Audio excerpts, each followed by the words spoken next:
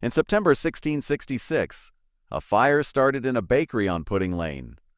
Within 4 days, it had consumed 13,200 houses, 87 churches, and the entire medieval heart of the most powerful city in the world.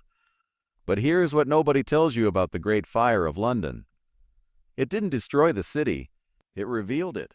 Because to understand what London was before the flames, the bridge packed with 7-story houses, the river that was the city's actual highway, the tower that held kings prisoner and executed queens, you have to go back to the century that made it.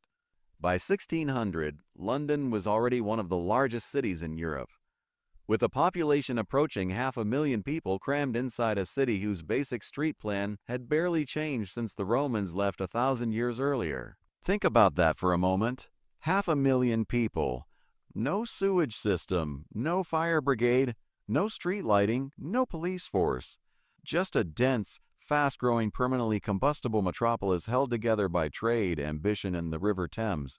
The Thames was not just a river, it was London's motorway, its marketplace, and its lifeline. Every single day, thousands of barges, ferries, merchant vessels, and small river craft crowded the water, carrying grain, timber, coal, cloth, and imported goods from as far as the Americas, India, and the Spice Islands. To stand on the riverbank in 1600 was to watch the entire world flow past you. The river connected London to England's interior, to Europe, and to the wider Atlantic world that England was only just beginning to dominate. And at the very center of this world, the single point where all of it converged, stood Old London Bridge. Old London Bridge is one of the most extraordinary structures in the history of human cities, and almost nobody today fully understands what it actually was.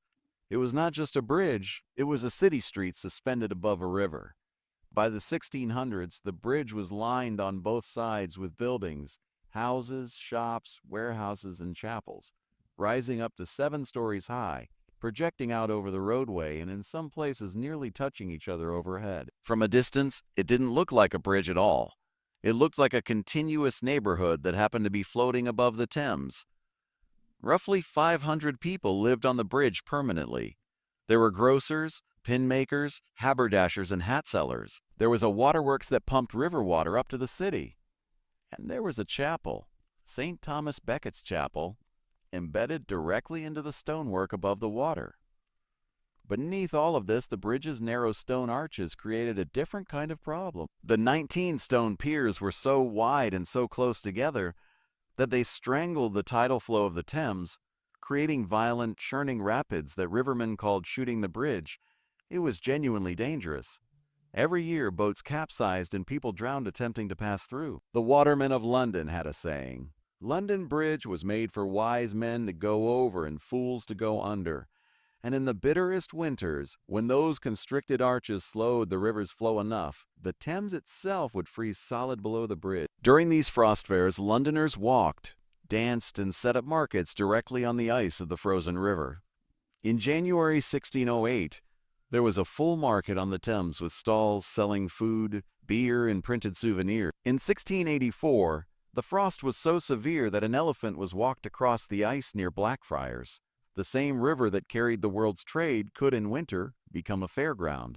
But the bridge had a darker face, too. At its southern gatehouse, the very entrance to London from the south, the severed heads of executed traitors were displayed on iron spikes above the road. At any given time in the 1600s, between 30 and 40 heads could be visible from the bridge, pickled in tar to preserve them, a permanent warning to everyone entering the city. The last head was displayed on London Bridge in 1678.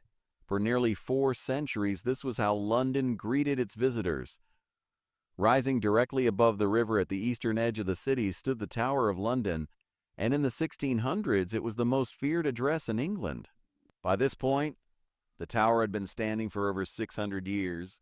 By the 1600s, it was all of these things simultaneously: fortress, arsenal, Royal Mint, Treasury, Zoo, keeper of the crown jewels, and England's most notorious political prison. The list of people in prison within its walls reads like a history of England itself. Anne Boleyn, executed there in 1536. Thomas More, executed 1535. Lady Jane Grey, executed 1554.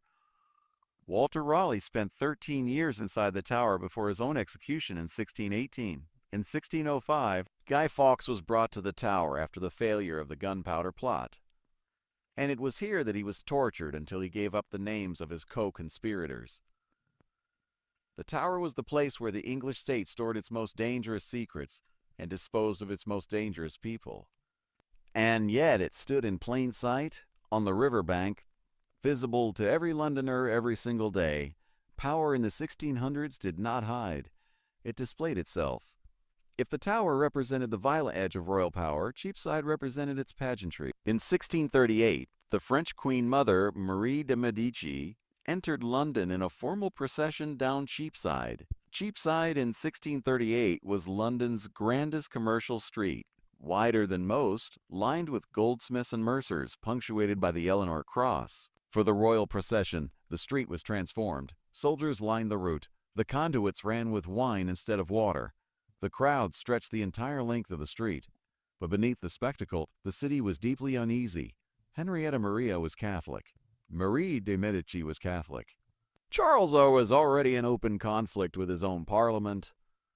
The city that cheered the procession was already drifting, quietly and dangerously, toward civil war.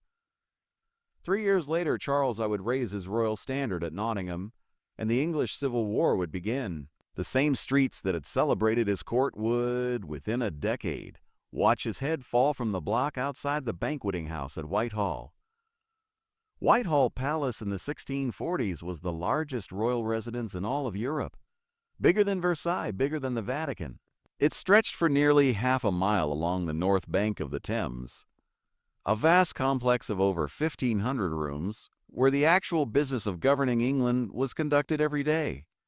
Kings arrived at Whitehall by river. The Thames-facing steps were the palace's main entrance. Because in a city without reliable roads, the river was always faster, always safer, and always more impressive. Just upstream stood Westminster, the other half of London's power. It was in Westminster Hall, in 1649, that King Charles I was put on trial for treason against his own people. He was found guilty, and on January 30th, 1649, he was executed outside the Banqueting House. On that January morning, Charles walked through the Banqueting House, past the ceiling painted by Rubens celebrating the divine right of kings, and stepped out through a first-floor window onto the scaffold. It was by any measure the most dramatic moment in the history of English politics. And then, 17 years later, the city burned.